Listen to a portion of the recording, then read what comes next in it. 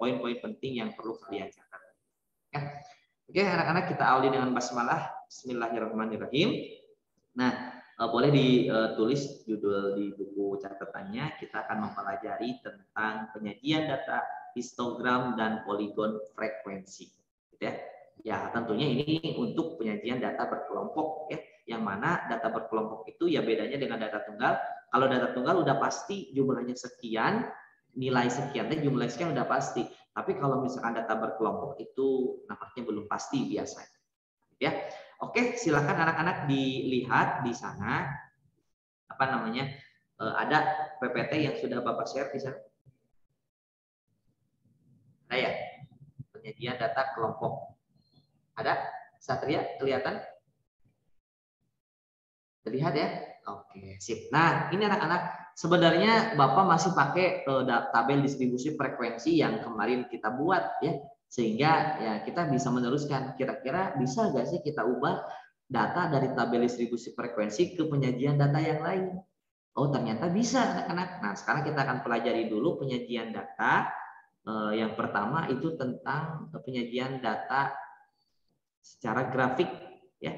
Grafik ini dibagi juga menjadi beberapa, ada yang histogram namanya, ada yang poligon frekuensi, ada juga yang namanya OGIF.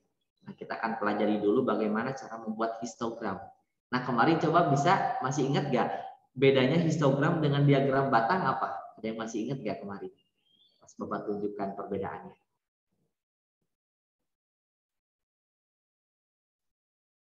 Kalau diagram batang mah dia ada jarak per batangnya ya. Kalau misalkan histograman nempel ya. Nah, nanti kita akan lihat lagi, Bapak akan tunjukkan lagi ya. Oke. Nah, untuk membuat histogram gitu ya, kita perlu menghitung atau menentukan tepi kelas. Nah, tepi kelas coba ada yang masih ingat cara menentukan tepi kelas kemarin gimana? Tuh yang tengah gimana coba? Kemarin masih ingat gak? Dikurangin 0,5. Kalau yang tepi yang batas bawah ya. Terus ditambah 0,5.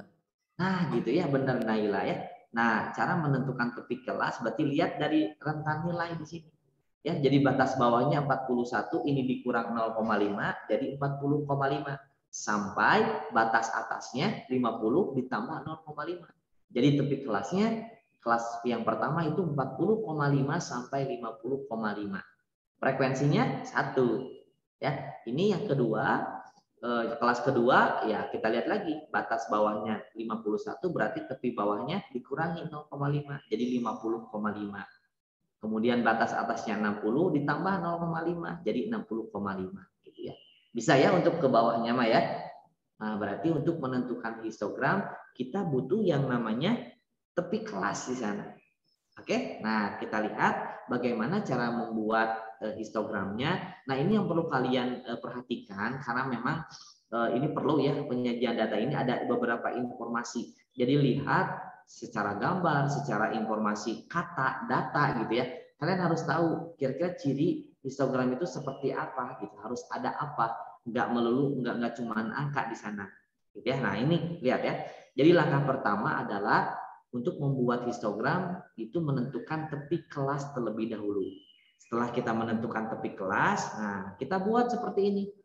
Nah, kita lihat di sini kan ini tabel distribusi frekuensi, judulnya itu adalah nilai ujian akhir mata pelajaran matematika siswa kelas 12 SMA Bintang. Nah, berarti kita juga di sini buat judulnya. Jangan terlupakan ya, harus ada judulnya anak-anak histogram itu. Ya, kalau misalnya nggak ada judulnya kan cuman histogram aja, ini teh histogram apa, cara bacanya gimana gitu kan. Nah, selain judul juga kita buat dua sumbu di sini. Ada sumbu datar, ada sumbu vertikal.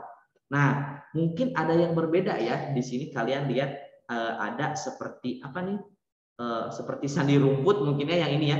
Pak, kenapa kita harus menggunakan sandi rumput ini? Coba sebelum Bapak menyampaikan, kira-kira ada yang bisa menebak nggak kira-kira kenapa Bapak membuat sandi seperti sandi rumput ini di bagian ini?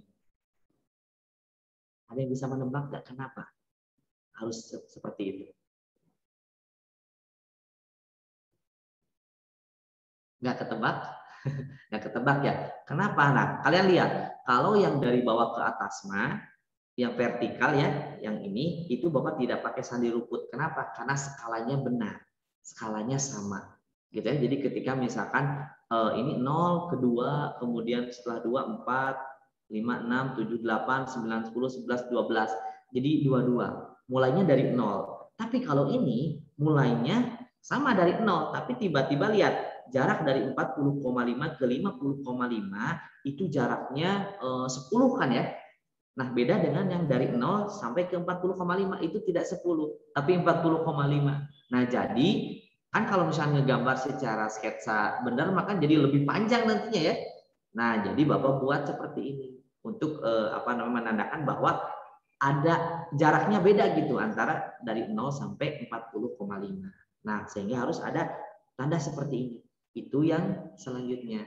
Kemudian, nah jangan lupa di sini biasanya untuk yang sumbu vertikal itu diperuntukkan untuk frekuensi.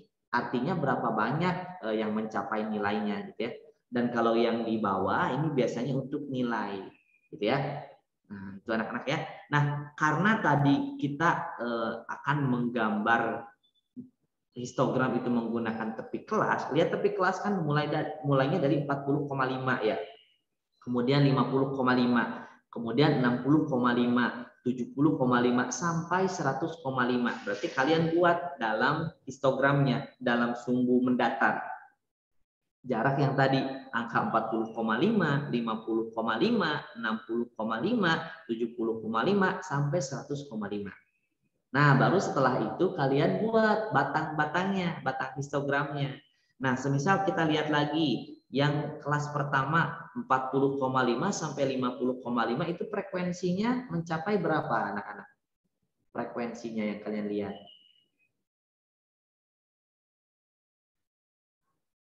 Yang dari 40,5 sampai 50,5 frekuensinya berapa?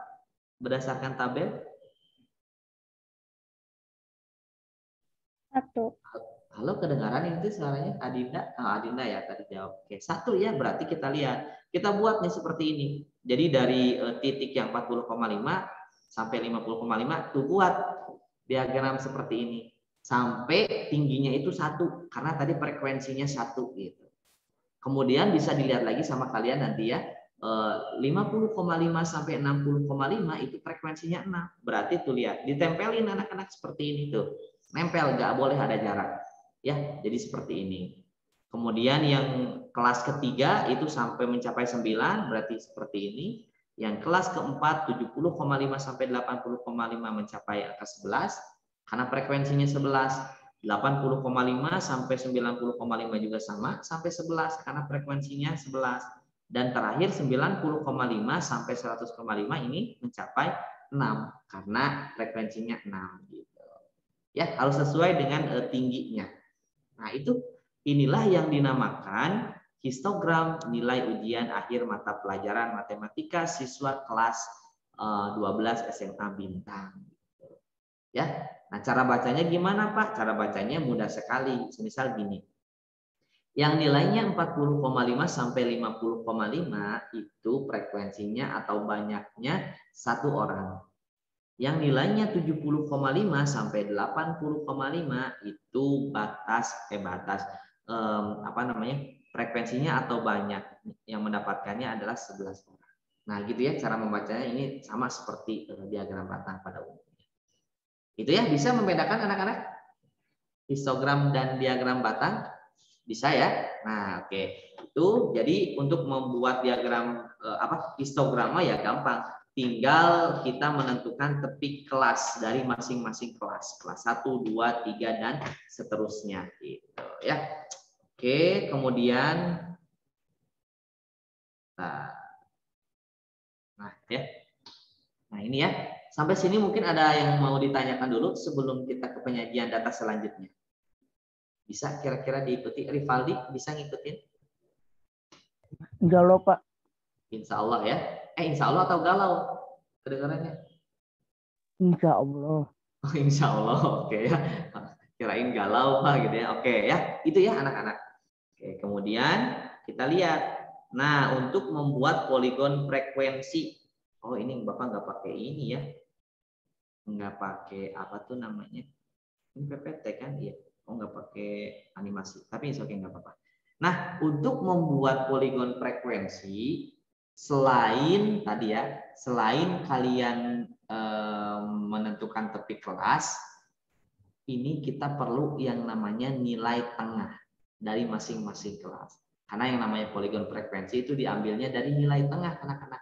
Nilai tengah itu sama halnya seperti rata-rata setiap kelasnya. Gitu. Jadi kan kita nggak tahu ya yang mendapatkan nilai 41 sampai 50 itu yang satu orang itu nilai tepatnya berapa? Apakah 41, apakah 42, apakah 43, bahkan apakah 50. Nah, untuk menerka atau memprediksi, nah kita menggunakan nilai tengah atau rata-ratanya. Jadi mungkin yang nilainya satu itu rata-ratanya 45,5. Itu kan lebih aman ya kalau kita mengiranya itu adalah nilai tengahnya dibanding dengan kita mengiranya 41 ternyata nilainya 50, kan jauh rentannya, selisihnya gitu ya. Gitu. Jadi alangkah lebih baiknya yang lebih aman adalah dengan mencari nilai tengahnya. Nah, kira-kira nih di sana udah ada angka-angka nilai tengah 45,5, 55,5. Kira-kira ada yang tahu nggak cara menentukan nilai tengahnya itu didapat dari mana sih perhitungannya? Coba ada yang tahu nggak? Gimana cara mendapatkannya anak-anak untuk nilai tengah yang itu?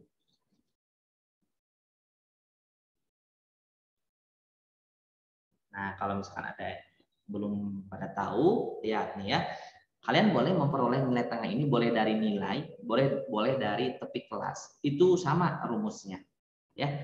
Jadi semisal kalau misalkan 41 sampai 50 ya udah batas bawahnya 41 ditambah batas atasnya 50 dibagi 2. Nah, cari rata-ratanya. Coba kalian hitung bener gak? 41 tambah 50 dibagi 2 itu hasilnya 45,5. Benar atau enggak, Sufyan? Perhitungannya. Benar, Pak. Benar ya? Nah, berarti dari sana.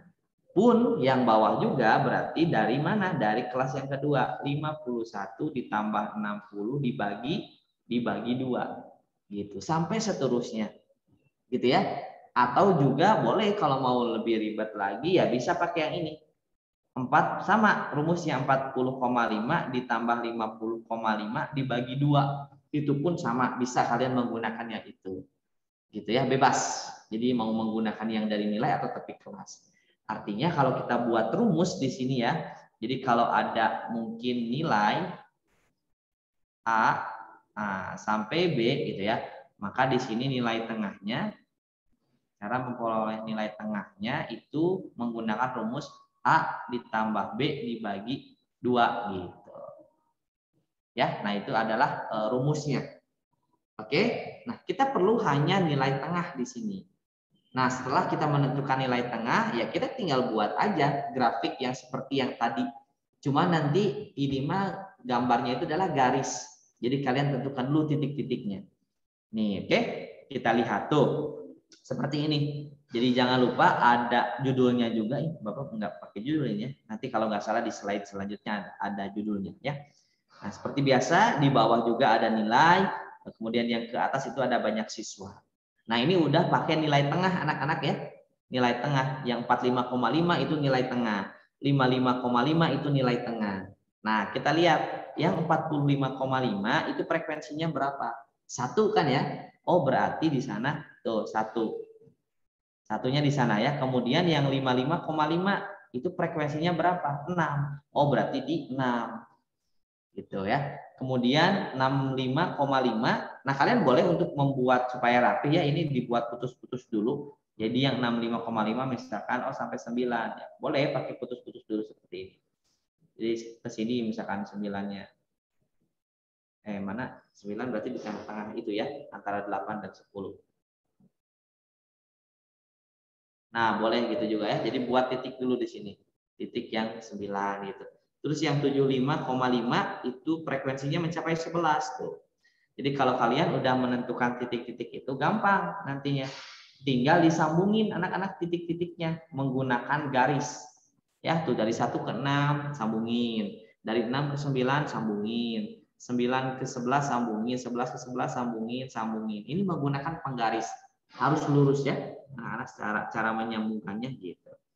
Nah, ini berarti poligon frekuensi.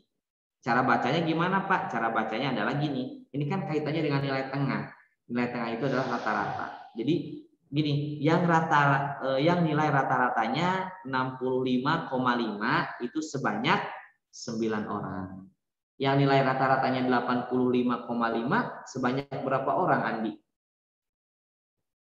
Yang 85,5. Rata-ratanya berapa orang? 11. Ada 11 benar ya. Atalah yang 6 orang itu rata-ratanya berapa? 55,5. Nah, 55,5 atau 95,5 ada 2 ya di sana ya, yang frekuensinya 2. Itu adalah 6 ya. Nah, itu ya, bisa anak-anak ya. Jadi untuk menentukan poligon frekuensi kita cukup menghitung nilai tengah saja. Coba sampai sini ada yang mau ditanyakan? Jelas? Nisrina kira-kira bisa ya ngikutin? Ada Nisrina? Nah, ya, oke, itu ya. Oke, kalau nggak ada pertanyaan, ini kalian boleh ya kalau misalnya nggak paham, langsung aja tanyakan ya. Potong ketika Bapak menyampaikan juga, oke, silakan ya. Sampaikan dengan bahasa yang baik. Itu ya anak-anak. Nah, ini mah nanti tugasnya dilewat dulu aja. Kemudian yang selanjutnya ada OGIF. Nah, kalau OGIF ini beda lagi. Nah, kita lihat bagaimana cara menentukan OGIF gitu ya. Semuanya memang kita pelajari dari tabel distribusi frekuensi. Nah, gini ya. Nah, kalau OGIF yang perlu kita cari adalah pertama tepik kelas. Kemudian yang kedua frekuensi kumulatif kurang dari. Ya, ada yang namanya frekuensi kumulatif kurang dari, ada yang namanya frekuensi kumulatif lebih dari. Gitu ya. Nah, ini kalau untuk frekuensi kumulatif kurang dari, ini untuk membuat OGIF positif. Untuk membuat OGIF negatif artinya kebalikan, berarti carinya frekuensi kumulatif lebih dari. Nah, bagaimana Pak cara menentukan frekuensi kumulatif kurang darinya? Gitu ya. Nah, kalian simak ya, ini agak lumayan. Jadi ini mulai dari kelas yang pertama, dari frekuensi kalian lihatnya. Kalian hitungnya dari frekuensi yang sebenarnya. Nah, ini simpan dulu satu di sini. Kalau frekuensi kumulatif kurang dari, itu ditambah nantinya. Nah, kalian lihat 1 ditambah 6. Berapa hasilnya? 1 tambah 6. 7. 7 ya? Nah, berarti 7-nya simpan di sini tuh. Itu kumulatif anak-anak. Jadi yang dimaksud 7 itu yang nilainya sampai 60 itu adalah yang kurang dari 7 itu yang kurang dari 60,5 itu adalah 7 orang. Nanti cara bacanya Maya. Nih, kemudian kumulatif yang baris ketiga tinggal ditambahin dengan yang bawahnya tuh. 7 tambah 9 sama dengan 16. Tambahin lagi 16 ditambah 11 berapa?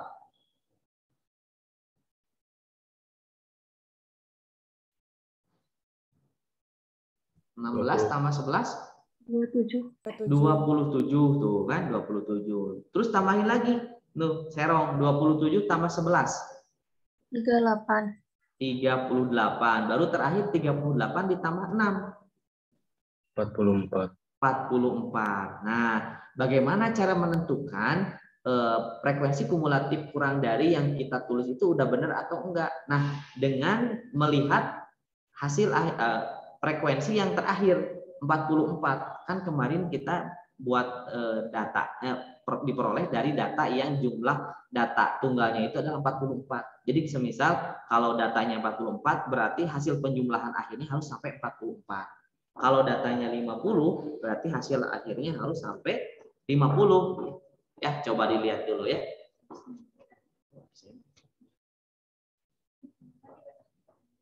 Oh iya, siap.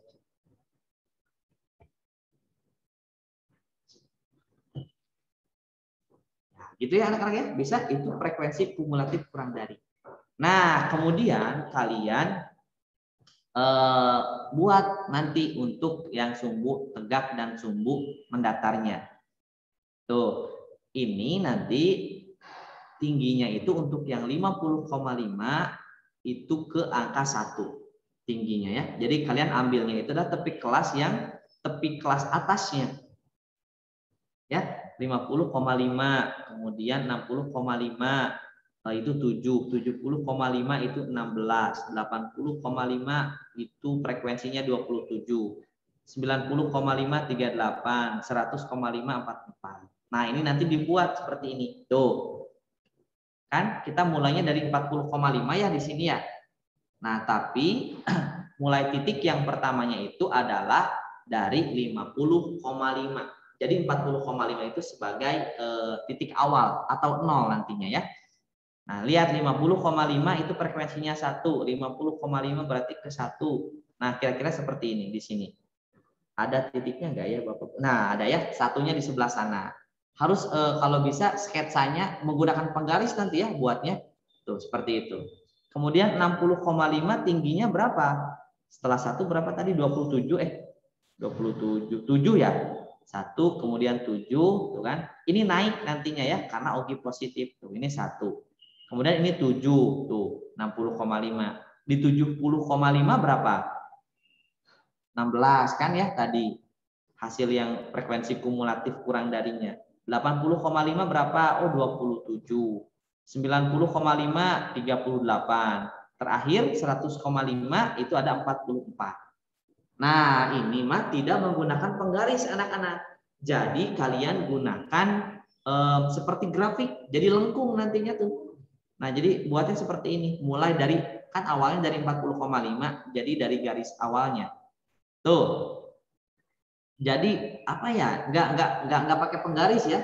Ini berbentuk kurva atau grafik gitu ya. Jadi nah bisa seperti ini. Inilah yang namanya ogive positif. Pak, gimana cara membacanya? Nah, cara membacanya seperti ini. Karena tadi kumulatifnya kurang dari, jadi bacanya kayak gini anak-anak. Yang mendapatkan nilai kurang dari 70,5 itu sebanyak berapa orang? Sebanyak 16 orang. Yang mendapatkan nilai kurang dari 50,5 itu berapa orang? Sebanyak 1 orang. Dan yang mendapatkan nilai kurang dari 90,5 itu sebanyak 38 orang. Nah, coba kalau yang ini cara bacanya gimana yang ini? Siapa yang mau coba? Yang 80,5. Gimana cara bacanya? Yang mendapatkan nilai 80,5 sebanyak 27 orang. Salah, kurang tepat. Bukan yang mendapatkan 80,5, tapi mendapatkan nilai kurang dari 80,5 sebanyak. Nah, gitu. Ya, Nafa. Jadi ada kata-kata kurangnya di sana. Karena kan ini jumlahnya itu adalah jumlah kumulatif, Nafa. Jadi yang mendapatkan nilai kurang dari 80,5 itu sebanyak 27 orang gitu. Ya, bisa Nafa kira-kira? Bisa. Nah, bisa ya, tadi dibantu sama Sufian. Oke, coba yang lainnya kalau yang 60,5 gimana cara bacanya? Selain Nafa dan Sufian.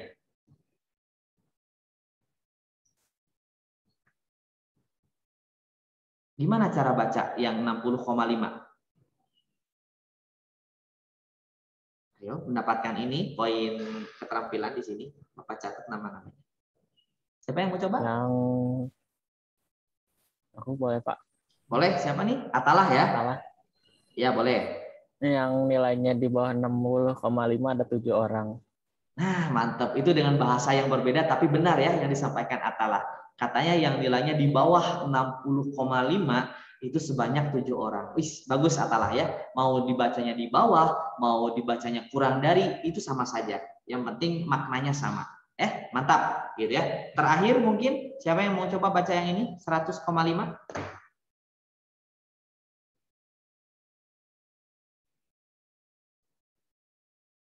Ada yang mau baca? Coba boleh yang lainnya yang belum berkesempatan coba membaca. Kalau nggak ada mungkin Bapak minta Hermalia ya. Hermalia coba dibaca yang 100,5 gimana cara baca OGIF-nya? Mau nyoba dulu ya, Pak? Ya, boleh, harus coba dong. Gimana, Her? Yang nilainya di bawah 100,5 ada 44 orang. Mantap gitu ya. It's a simple ya. Oke, mudah-mudahan yang lainnya juga bisa membacanya. Ya, selain bisa membuat OGIF positif, kalian juga harus bisa membacanya.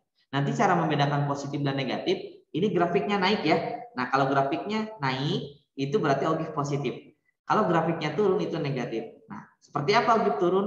Kita coba ya. Kita coba buat sekarang OGIF turun. Nah, ini. OGIF turun pun sama. Turun lagi. OGIF negatif ya. OGIF negatif ini sama. Kita perlu menentukan tepi kelas dan perlu menentukan frekuensi kumulatif. Tapi kumulatifnya ini adalah lebih dari. Ya, lebih dari. Kalau tadi kumulatifnya kurang dari atau di bawah mungkin tadi ya yang disampaikan Atala, sekarang adalah frekuensi kumulatif yang lebih dari. Bagaimana caranya? Ya kebalikan cara menentukan kumulatifnya. Kalau tadi mulai dari 0, 1 gitu ya. Nah sekarang mah gini, mulai dari jumlah secara keseluruhan. Jadi kalian mendapatkannya ini jumlah dulu semuanya ada berapa? Oh 44. Nah jadi mulai frekuensi kumulatifnya dari 44 atau frekuensi totalnya gitu ya. Nah karena di sini negatif, maka cara menentukan frekuensi kumulatif yang di bawah 44 itu dikurangin anak-anak. Kuranginya dengan yang panah lagi, yang silangnya. 44 dikurangi, bukan yang silangnya, sorry, yang ke pinggirnya. 44 dikurangi 1 berapa hasilnya? 43. Tuh kan berarti di sini 43. Sekarang kurangin lagi, 43 dikurangi 6. 37. 37. 37 dikurangi 9. 28. 28 dikurangi 11. 17. 17 dikurangi 11. Terakhir 6. Nah, gini, cara mengeceknya gimana? Cara mengeceknya yang ini harus sama dengan yang ini nanti sisanya. Kalau sama berarti udah benar cara menghitungnya. Tapi kalau salah, yang terakhir misalnya 5, berarti ada salah ngitung. Kalian hitung lagi dari awal gitu. Ya, cek lagi. Itu anak-anak ya. Nah, cara buatnya sama, cuman lihat bedanya kan cuman frekuensi aja di sana. Frekuensi dan yang kita gunain adalah yang ini, tepi bawah sekarang mah. Jadi yang 40,5 itu adalah 44. Karena ini yang paling besar. Kalau yang tadi mah kan menggunakan tepi atas ya, ini mah tepi bawah. Berarti dari 40,5 dulu. Ininya 44, 50,5 tingginya 43, 60,5 berarti tingginya 37 dan sebagainya. Gitu ya. Nah, cara membuatnya mah ya sama aja di sini untuk angka-angka ini ya. Angka-angkanya adalah menggunakan tepi-tepi mulai dari 40,5 sampai 100,5 masih sama. Yang pertama tadi kan mulainya dari berapa? 40,5 ya. 40,5 tingginya frekuensi kumulatifnya mencapai 44. Tuh berarti yang dari tinggi dulu. Nah, ini berarti 44 sebelah sini. Ya, kemudian yang 50,5 kita lihat mencapai tadi yang dikurangi 1 jadi 43 sebelah sini. 60,5 mencapai berapa? 37. Nah, lihat lagi aja frekuensi kumulatifnya seperti yang tadi ya. Nah, sampai nanti terakhir. Nah, ini kan terakhirnya di 90,5 ya. Pak yang 100-nya gimana? Itu 100 itu sebagai titik 0. Jadi kalian sebenarnya buat aja titik di sini di tengah-tengahnya 100 yang ini. Nah, supaya nanti bisa menggambarnya. Baru setelah dapat titik-titik itu kalian buat, sambungin ya. Jangan pakai penggaris menyambungkannya, tapi dengan apa ya? Tangan kalian ya dilemesin gitu ya tangannya. Tuh, jadi seperti kurva di sana. Nah, kalau tadi cara bacanya adalah yang mendapatkan nilai kurang dari, sekarang berarti yang mendapatkan nilai lebih dari. Gimana? Nah, Bapak contohkan. Yang mendapatkan nilai lebih dari 50,5 itu sebanyak 43 orang. Nah, gitu ya. Coba untuk yang ini siapa yang mau coba cara bacanya?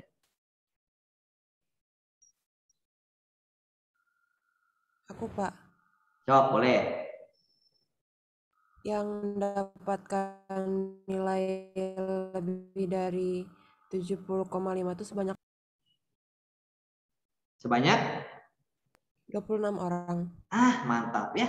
Naila ya. Jadi yang mendapatkan nilai lebih dari 70,5 sebanyak 26 orang. Sip, mantap Naila ya. Kemudian siapa lagi yang mau coba untuk membaca yang ini?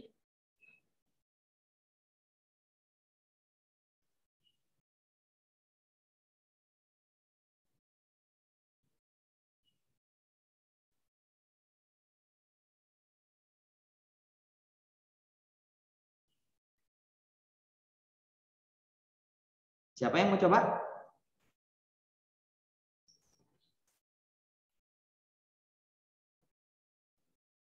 Yang mendapatkan nilai berapa tuh yang itu? Ada yang mau coba nggak? Kalau nggak ada nih Bapak pilihin siapa ya? Mazaya, boleh Mazaya dibaca yang 90,5, gimana cara bacanya?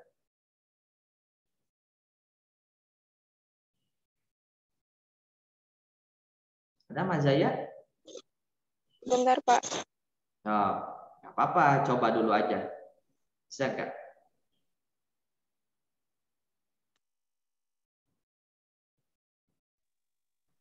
Yang 90,5. Yang 90,5. Yang mendapatkan nilai lebih. Bener nggak? Laras lebih. Lebih besar dari 90,5 ada 6 orang. Nah, gitu ya, bagus Mas Zaya ya. Nah, kalau yang 100 gimana? Coba Naufal boleh dibaca yang 100,5?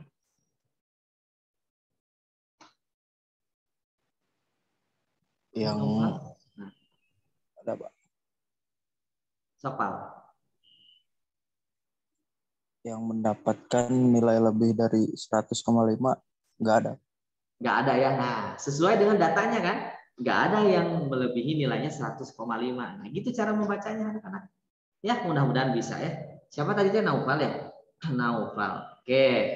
Itu anak-anak berarti cara membaca ogif positif dan negatif itu berbeda. Kalau positif dilihat dari grafiknya itu naik, berarti cara bacanya itu ya kurang dari, yang mendapatkan nilai kurang dari gitu ya. Cara mendapatkan frekuensi kumulatifnya pun dengan cara ditambah gitu ya supaya naik. Nah, kalau yang untuk ogif negatif di sini secara grafik dia grafiknya turun, negatif itu dia ke bawah. Ya. Nah, dia mulai dari angka yang terbesar ke angka yang terkecil. Ya, bisa anak-anak mungkin sampai sini ada yang mau disampaikan, ditanyakan, boleh silakan. Mungkin ada yang masih belum ngerti sebelah mananya, boleh disampaikan. Nggak ada? Oke, kalau nggak ada, boleh nih kalian kerjakan ya. Ada tugas sekarang, nah masih ada waktu sih sebenarnya. Boleh coba-coba ya sampai nanti mungkin jam 8.15 ya, masih dalam Zoom, sehingga nanti mungkin kalian ada pertanyaan apa boleh ditanyakan ke Bapak tentang kesulitannya ya. Jadi langsung sekarang dikerjakan ya bareng-bareng, nanti diupload di Google Classroom-nya kalau yang sudah selesai gitu ya. Soalnya yang mana Pak? Ini soalnya yang ini nih. Bapak tampilkan ya di sini untuk soalnya. Nah, boleh kalian screenshot dulu soalnya. Nah, yang ini. Tugas individu ya. Jadi ada di sana tabel distribusi frekuensi kaitannya dengan berat badan dari 50 siswa. Ya. Kalian diminta untuk membuat histogram, poligon frekuensi, ogif positif dan ogif negatif. Coba ya. Di screenshot dulu anak-anak. Sudah screenshotnya? Udah, Pak. Oke, kalau sudah silakan dikerjakan sembari Bapak mungkin akan upload materinya ya di Google Classroom supaya nanti kalian yang lupa-lupa bisa mendownload dan melihatnya cara menentukan histogram, poligon, ogif positif dan ogif negatif. Ya, oke, kalau sudah nih Bapak stop share. Kalian masih tetap di Zoom ya untuk mengerjakan soalnya. Silakan ya. Kalau ada pertanyaan, boleh Bapak juga masih standby dengan headset ini. Jadi kalau ada yang bertanyakan, silakan ditanyakan saja. Panggil Bapak aja ya. Oke, silakan.